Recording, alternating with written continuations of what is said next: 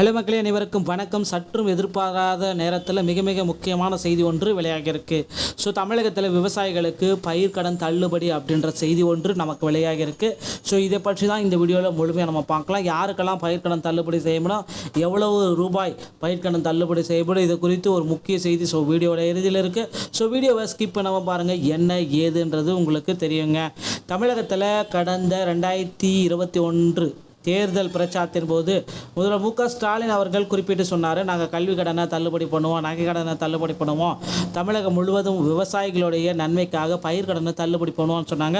So அதன் அடிப்படையில் நம்ம பார்க்குறப்ப நகை கடன்கள் தள்ளுபடியானது, கல்வி கடன்கள் தள்ளுபடியானது, பயிர் கடனுக்காக வெயிட் பண்ணியிருந்த கடந்த 4 ஆண்டுகளுக்காக வெயிட் பண்ணியிருந்த பயிர் கடன் தள்ளுபடி சற்று முன் வந்ததுங்க.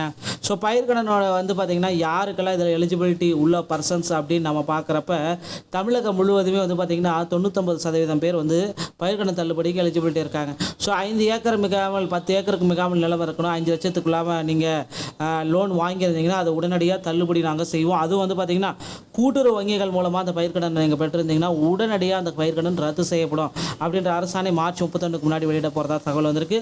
பொறுத்து நம்ம பார்க்கலாம், பயிர்க்கடன் எப்பொழுது அரசாணை வெளியிடப்பட்டாலும் நம்ம அதற்குரிய அப்டேட் நம்ம சேனலில் உங்களுக்கு பிரத்யேகமாக கிடைக்கும். வீடியோ பிடித்திருந்தால் நம்முடைய சேனலோடு இணைந்திருங்கள். மீண்டும் ஒரு நல்ல தகவலோடு நாங்கள சந்திக்கிறேன். நன்றி, வணக்கம்.